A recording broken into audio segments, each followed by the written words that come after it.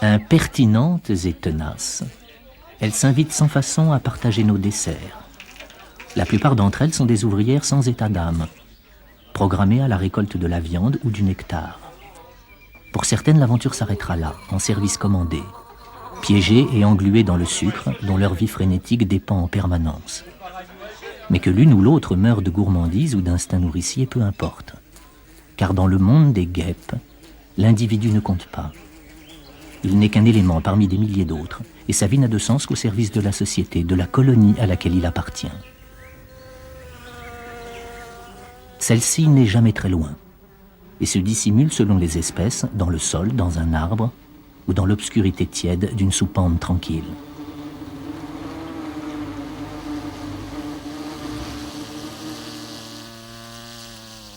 D'autres guêpes primitives se contentent de nids plus modestes, fixés sur des brindilles ou des rochers, aux cellules ouvertes à tout vent.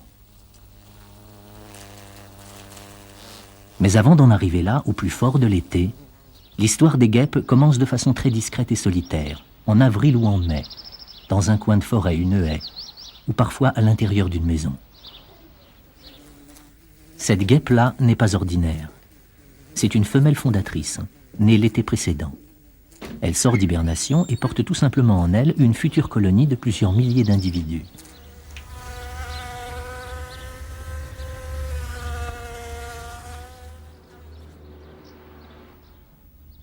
En début de saison, le premier réflexe de toutes les guêpes fondatrices est de chercher un endroit propice où installer leur nid.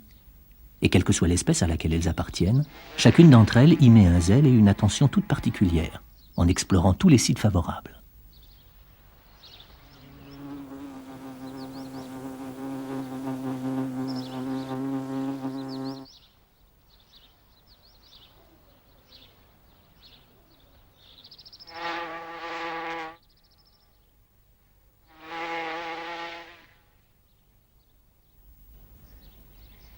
Les polistes sont une famille de guêpes sociales primitives.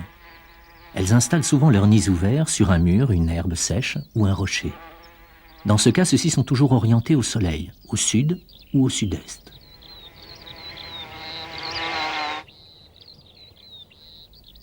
Pour construire leur nid, les polistes, comme toutes les guêpes sociales, utilisent une matière première faite de fibres végétales décomposées, qu'elles arrachent méthodiquement sur les tiges de quelques plantes sèches.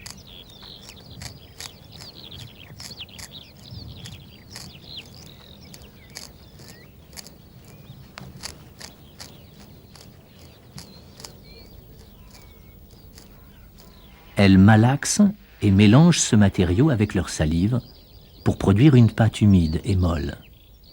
Les guêpes façonnent ensuite ce papier mâché et l'agencent selon les règles géométriques dictées par un instinct infaillible.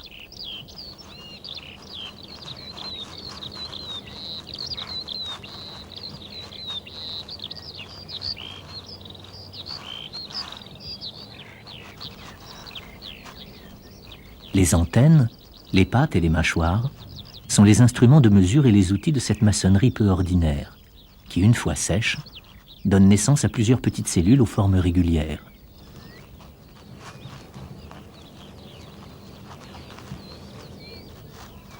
La fixation du nid à son support fait également appel à la même technique.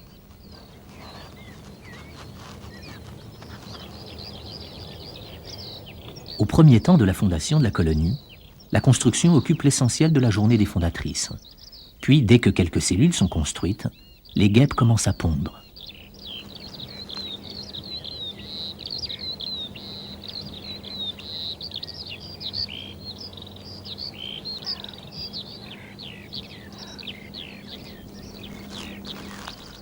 Chaque loge reçoit un seul œuf, soigneusement collé à la paroi. Désormais, en plus de son travail de construction qui se poursuit constamment, la fondatrice doit prendre un soin minutieux de sa progéniture, qui occupent la plupart des cellules.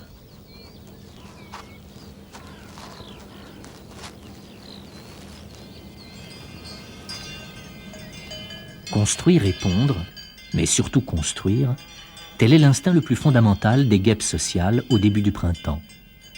D'autres espèces plus fortes que les polistes prélèvent leurs matériaux sur les arbres morts ou les piquets de clôture.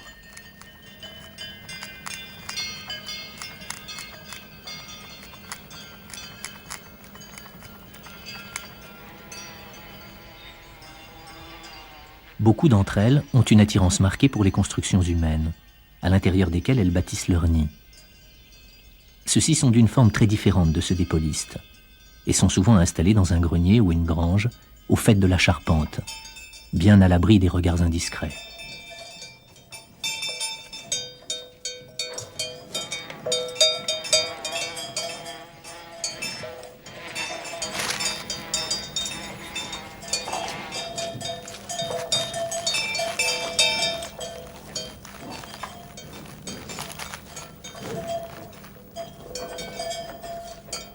Le matériau de construction est toujours le même. Mais dans ce cas précis, l'architecte a modifié ses plans. Les cellules du nid sont en effet enveloppées d'une ou plusieurs couches protectrices, aux formes parfaites et ouvertes à leur extrémité.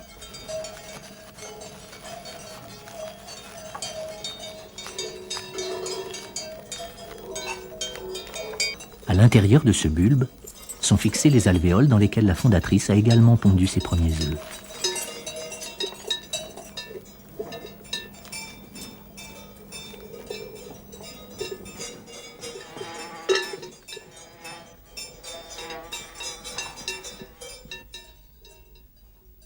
Comme beaucoup d'autres insectes, les guêpes trouvent l'énergie dont elles ont besoin en butinant les fleurs. Abandonnant quelques instants construction, ponte et ramassage de bois, on les retrouve souvent sur les larges ombrelles blanches des ombellifères. Ces plantes au nectar abondant et faciles à récolter attirent tout particulièrement les guêpes, car leur langue très courte ne leur permet pas de butiner les fleurs à corolle profonde, comme le font les abeilles.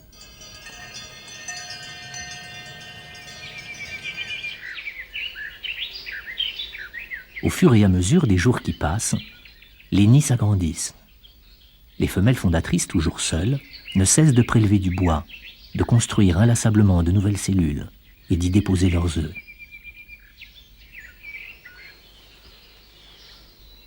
Les premiers d'entre eux ont maintenant 10 ou 15 jours d'existence. D'apparence inerte et sans vie au moment de la ponte, ils montrent au bout de cette période quelques signes de leur prochaine éclosion. Le résultat de ces fines palpitations est une larve, bien loin de la guêpe élégante qui en naîtra plus tard. À quelques jours d'intervalle, plusieurs de ces asticots informes naissent les uns après les autres dans les cellules les plus anciennes.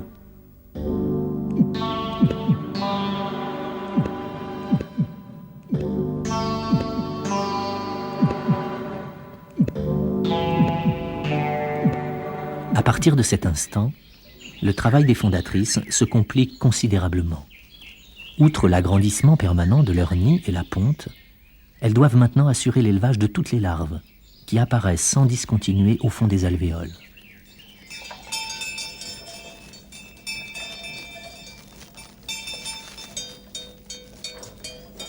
À l'inverse des guêpes adultes, qui se nourrissent de sucre, les larves ont besoin de viande pour se développer. Bien entendu, elles ne peuvent se la procurer elles-mêmes. C'est donc leur mère qui pourvoit à leur approvisionnement, et le moindre retard dans la livraison provoque chez certaines espèces, comme les frelons, une curieuse manifestation. Les larves se mettent à gratter furieusement leurs cellules en guise de protestation.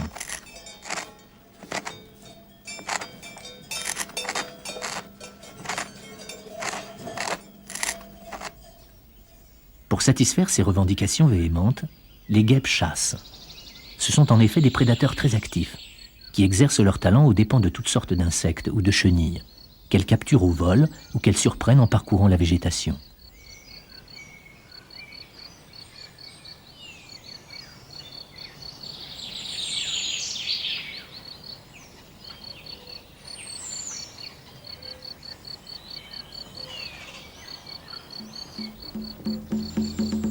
Les victimes de ces chasses sont rapidement maîtrisées d'une piqûre ou d'un coup de mâchoire bien placé.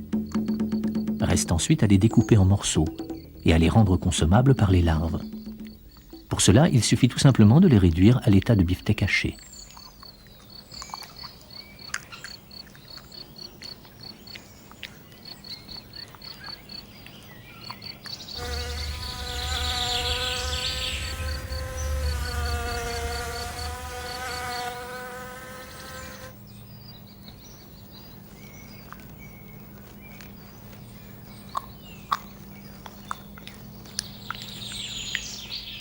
Rapporté au nid, le butin subit un dernier broyage avant d'être distribué par petits morceaux à chacune des larves.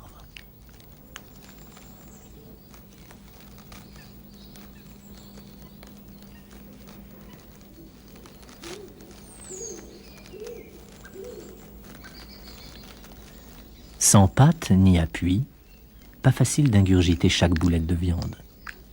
Mais apparemment, les larves de certaines espèces de guêpes ont solutionné le problème de manière originale. Elles rentrent tout simplement leur ventre, qui leur sert alors d'assiette.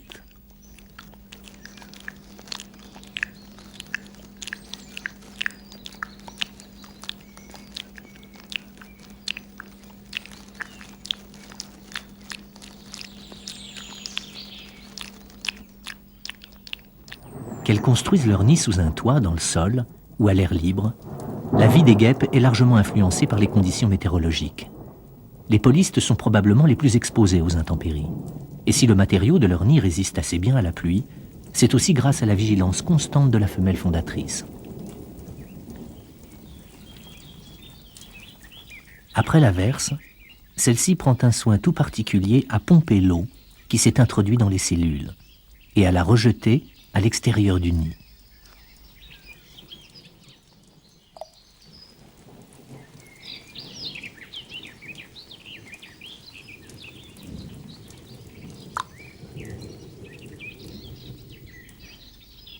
Le retour du beau temps n'est pas forcément synonyme de tranquillité pour les guêpes. En effet, les larves craignent les fortes chaleurs. Et une fois de plus, c'est à la fondatrice d'apporter la solution. Ainsi, non seulement doit-elle construire, pondre, chasser et nourrir ses larves, mais encore contrôler en permanence la température de son nid. Pour cela, les guêpes utilisent leurs ailes. Celles-ci ne servent plus à voler, mais à créer un courant d'air, telles les pales d'un minuscule ventilateur.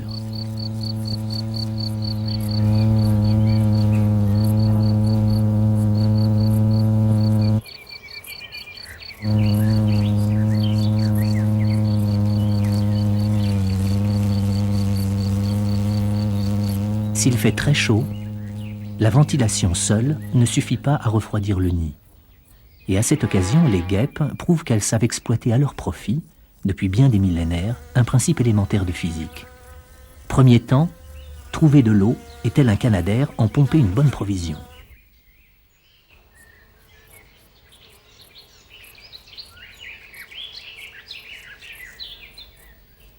Deuxième temps, retourner au nid et déposer devant chaque alvéole une petite gouttelette de liquide. Troisième temps enfin, ventiler cette eau, ce qui provoque une évaporation intense et par conséquent un fort abaissement de la température. Nos réfrigérateurs fonctionnent sur ce principe.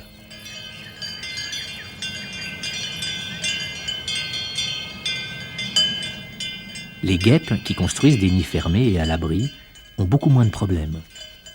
Cela ne les empêche pas de s'activer avec autant d'énergie que leurs congénères pour assurer l'expansion de leurs guêpiers. Pour elles aussi, l'alternance de phases de construction, de ponte, de chasse et de nourrissage des larves est une occupation permanente.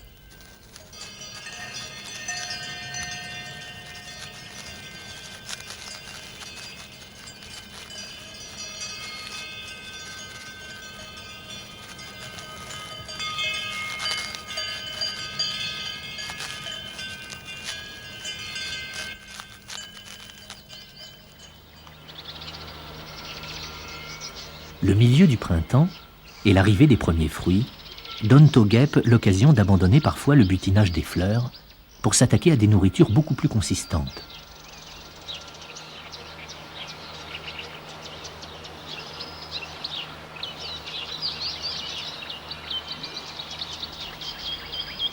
l'intérieur des nids, c'est également le moment où les larves les plus âgées entament la première étape d'une délicate métamorphose, qui les conduira à l'état de guêpe adulte.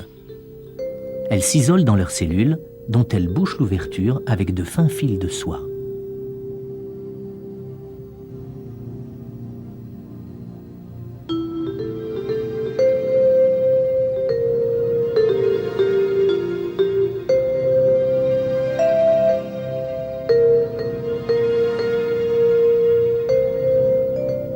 Le tissage de ce réseau prendra environ 1 heure. Une fois terminé, l'opercule durcit, noircit complètement, tout en laissant circuler l'air nécessaire à la survie de la larve enfermée. Les fondatrices continuent par ailleurs leur intense activité. Et dans les nids se côtoient alors les œufs fraîchement pondus, les cellules operculées et les larves à différents stades de leur développement.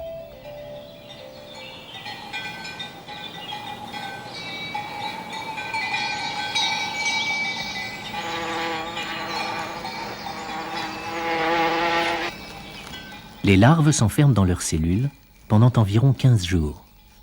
C'est le temps nécessaire pour qu'elles se métamorphosent progressivement en un insecte parfait.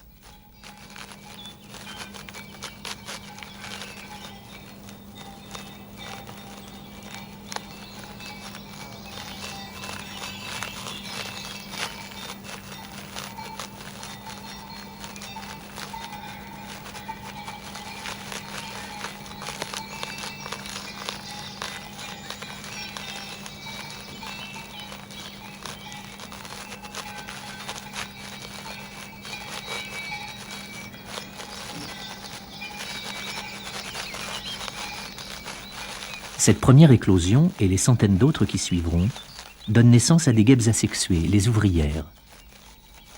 Leur seul rôle dans la colonie sera d'assurer toutes les tâches dont la fondatrice s'est acquittée jusque-là, à une seule exception bien sûr, la ponte. Celle-ci se poursuit inlassablement, y compris dans les cellules tout juste libérées par les premières éclosions. De son côté, la fondatrice de Polyste voit aussi les premières ouvrières s'extirper de leurs cellules, dans lesquelles elle s'empresse également de pondre de nouveaux œufs.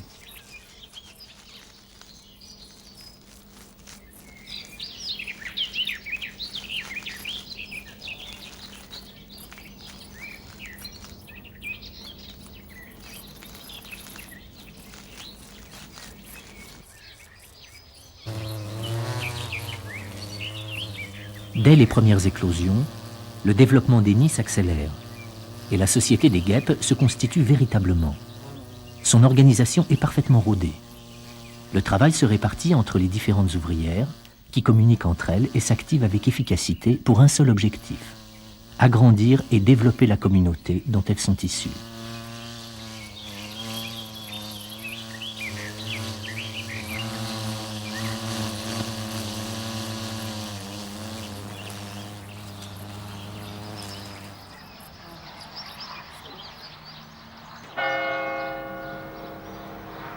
Pour d'autres espèces de guêpes sociales, beaucoup plus prolifiques encore que ne le sont les polystes, l'essor des guêpiers prend une toute autre importance.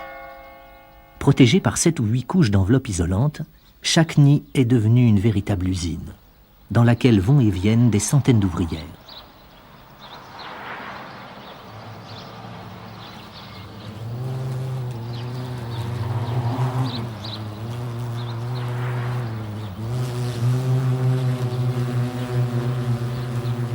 L'intérieur des nids fermés s'organise toujours de la même façon. Les cellules remplies d'œufs et de larves sont réparties en plusieurs étages reliés les uns aux autres, dans lesquels les ouvrières circulent au milieu d'une agitation incessante.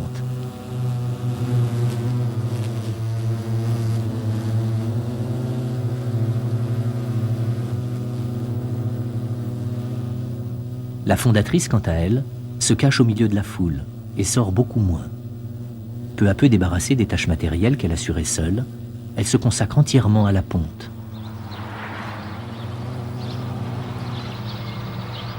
Durant tout l'été, les guêpes réaménagent constamment les enveloppes qui protègent et isolent la partie vivante du nid, afin de tenir compte de l'agrandissement régulier du guêpier.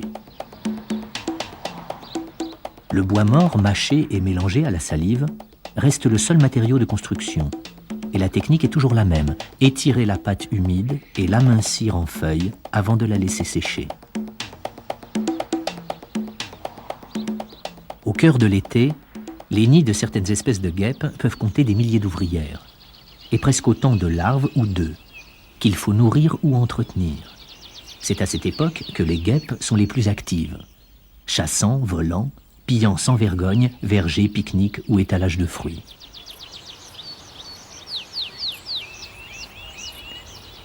Les nids, installés quelques mois auparavant dans la plus grande discrétion, n'échappent plus au regard.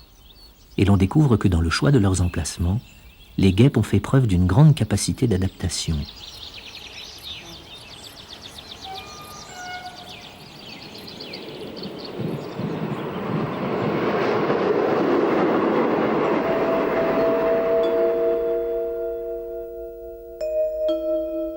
Fruit d'un travail apparemment hasardeux et incontrôlé, les nids de guêpes laissent apparaître à leur apogée la multitude de petites bandelettes de papier séché, déposées par les ouvrières au cours de l'été.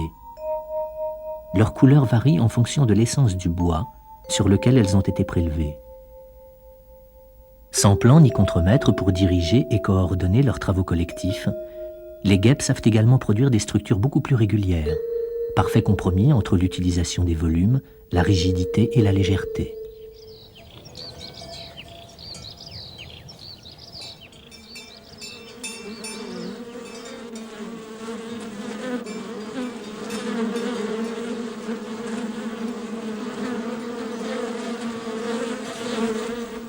À la fin de l'été, alors que l'activité bat son plein dans toutes les colonies, de subtils changements s'opèrent dans le comportement des femelles fondatrices. Celles-ci commencent à pondre des œufs qui donnent naissance à des guêpes différentes des ouvrières apparues jusque-là. Ce sont des mâles et des femelles qui se mêlent dorénavant à la masse grouillante de la colonie.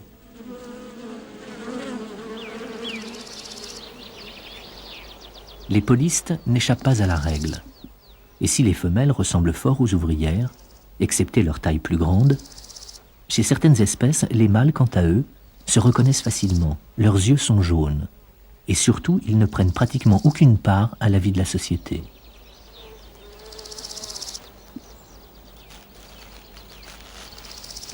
En fait, chez les guêpes sociales, le rôle principal des mâles est de féconder les femelles nées en même temps qu'eux, ou qui apparaissent les unes après les autres sur le nid.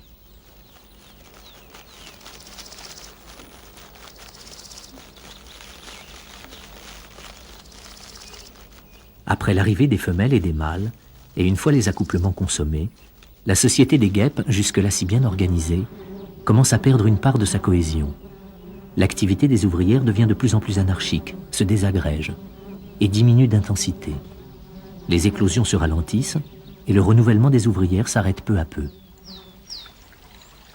Avec l'arrivée de l'automne, le déclin des sociétés de guêpes s'accentue encore. Le froid, la pluie, et l'absence de nourriture déciment peu à peu les nids, dont les dernières occupantes résistent tant bien que mal.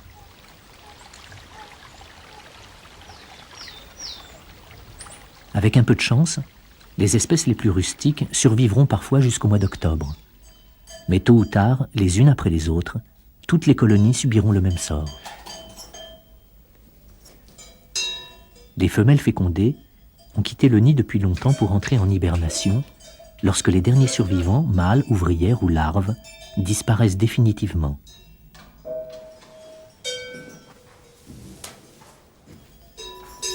Fragile édifice, maintenant abandonné, le nid restera longtemps accroché à son support. Il sera le seul vestige de l'existence éphémère d'une société de guêpes, active et florissante, issue d'un seul et unique individu.